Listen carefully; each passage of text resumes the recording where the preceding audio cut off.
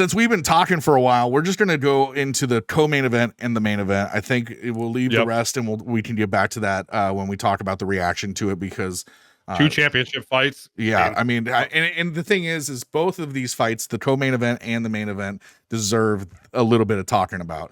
The co-main event is a women's strawweight match, which might be the best strawweight champion of all time, Zhang Weili, versus Tatiana Suarez. That's a hard tongue twister name. You live in California, motherfucker. Say the name right. Suarez.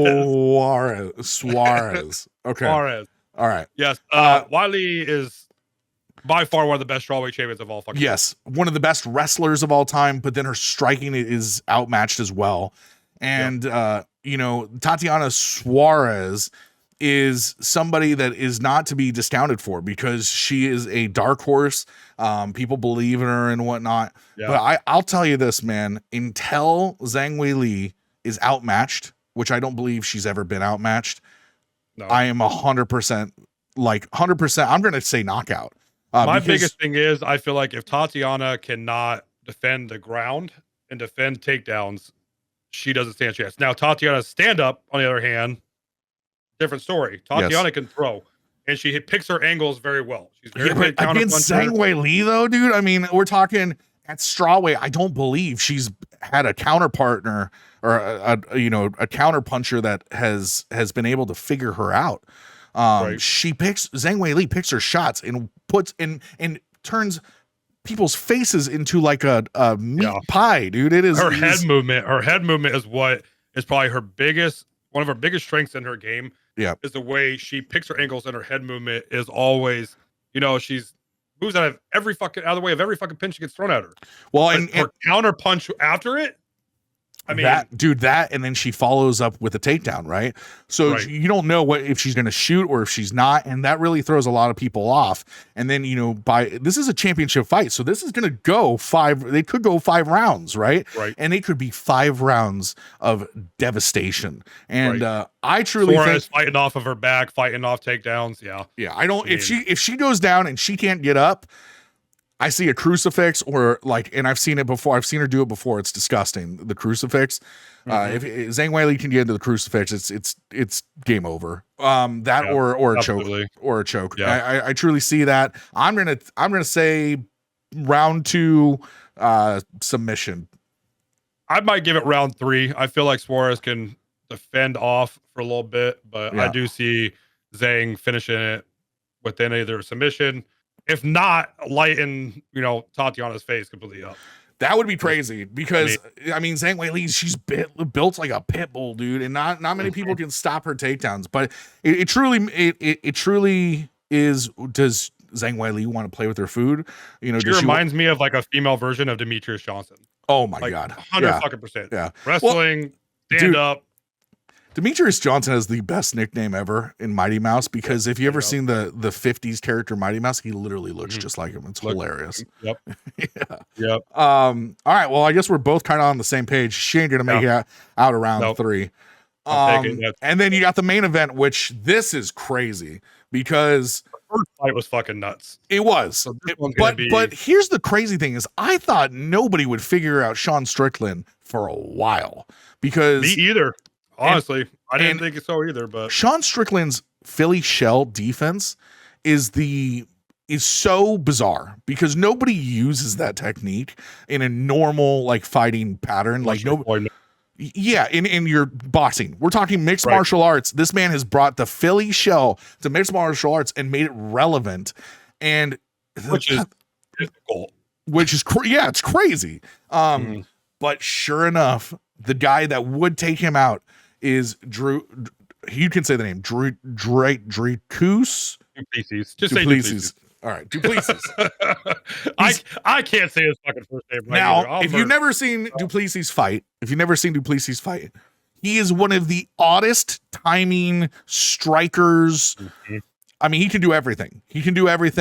And it showed. I thought when I saw Duplessis' first fight prior to him fighting Strickland, I can't remember who it was. It was a few fights ago. It was on his way, his coming up.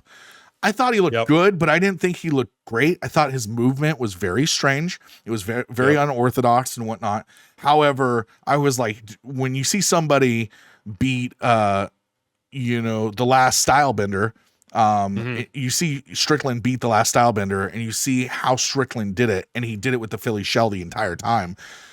I'm thinking to myself, I'm like, and that's the other thing. Strickland's takedown defense is great, and then you see Duplessis come in. You see Duplessis come in the first fight against Strickland, and go, oh, takedown defense. Watch this, and just take him down, and you're like, no way, dude.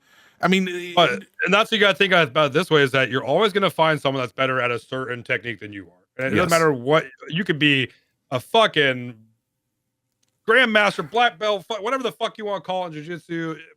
You can be submitted by someone that's a fucking purple belt. You never fucking know. MMA math never works. It never works. You can literally sit there and study all the tape you want, and then some guy comes out of left field and just hits him with a haymaker, and it's over. You know, I mean, we've seen the craziest. I've seen axe kicks that have literally knocked people out. You know, I mean, the weirdest things have happened. But Duplessis is just known for this weird movement. The way he picks his fucking angles of his punches, like when he throws a strike, it's from the weirdest fucking angle. It's the way he finds openings from those angles. It's what fucking throws me off. Like, I mean, yes. And so I don't get it. To me, since Duplessis has become champion, he then went and fought Stylebender, right? Yep. And he made him look silly, right? I believe he made him look silly. I'm pretty sure he went and fact check that a little bit. I don't know. I think I believe you're right though. I believe Duplessis fought Stylebender, Israel Asanya. And I believe it went to decision. I could be wrong. Let me know. I'm looking it up right now. Hold on. Let's look here. Yeah, he did fight Adesanya. Yeah, he submitted him in the 4th round. I remember that now. Yep. Yes. UFC 3. And it showed once again that Duplessis was able to get past the takedown. He was able to take him down. He was able to pass guard frequently. And he was able to mix it up with Asanya, which everybody said, dude, the last Stylebender, for those who don't know, is a video game character. I mean, literally the way this guy strikes, he's fought people like Anderson Silva. And when him and Anderson Silva fought, he still moved more like a video game character than Anderson Silva. So credit to Stylebender. You're watching this, and yes, Strickland beat Stylebender, but watching the way Duplessis did it was just like, okay, Duplessis is the real deal. Like, I thought he was the real deal after Strickland. I didn't know how he'd deal with Stylebender, but now I'm convinced. I don't know who's going to beat him. I mean, and I would like to think that Sean Strickland's takedown defense is going to be strong enough, but I think Duplessis' cardio is just too strong. It really depends on if what Strickland has been training. Yeah. Like really what he's been training on. Has he got the right training partners? Because it really, people don't really understand, training partners matter a lot when you're getting ready for a certain style of a fighter. If they can't find someone that's going to give him that same style throughout this entire training camp, I mean, that's the problem, hard to right? train against someone like that. Really I mean, you could have all the money in the world, but you can't find someone who it can imitate Duplessis. Yeah. So when it comes down to it, I truly don't. I'm going to give my prediction right now. Go ahead. I'm on the fence, so go ahead. All right. My prediction, I'm going to say it goes 4 rounds. Okay. And I'm going to say Duplessis chokes him out on the ground, obviously. Okay. I want to feel like Strickland can go all 5, but in terms of cardio, it depends on how Duplessis fights this fight, what he puts him through. If he pushes the pace the entire time, if he controls the center of the ring, and it really depends on what Strickland's going to do. I'm going to say Duplessis wins this fight. I'm thinking by decision, but I could be wrong. If my second opinion would be that he finishes him in the 3rd round via submission. But I feel like it might go all 5. I want it to go all 5. I want to see a fucking war. I want to see all 5. It could be, right? I mean, it could be. It just really, there's a few factors that really come into it, and they're more about Strickland than they are about Duplessis. Like, is the Sean Strickland of the last fight showing up? Because if he is, he ain't gonna last. Or Right. is this a Sean Strickland who's hungry, who's been training really hard, and is focused on picking apart Du Plessis?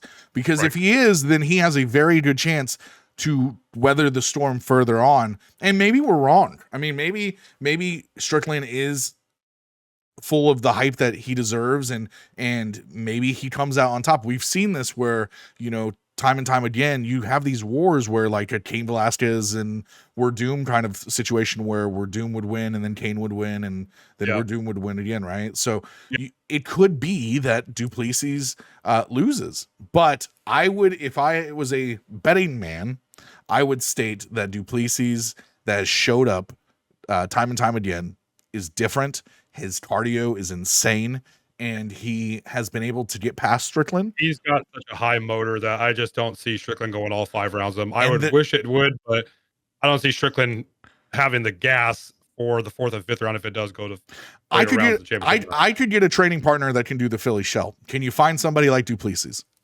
No. Yeah, that's the question. So no, he's one of those once in a lifetime like athletes, which now we'll have another one because someone will try to imitate his style, but the way he throws his angles and everything else and his weird style of throwing punches, I don't see that happening. Well, and this is the MMA math that we talk about, right? It's just somebody will figure out Du Plessis. Is it Strickland? I truly everybody's gonna punch your chance. Everybody's always gonna punch your chance. I mean, dude, all it takes is one, right? And that's it. So find that one hole. Yeah. Yes. UFC 312 this weekend, this Saturday. It's going to be a good one. I'm excited for it. It sounds like you're just as excited for it. Next time we're here, we'll be able to talk the reaction to UFC 12, which should be just as much hype and energy as the predictions.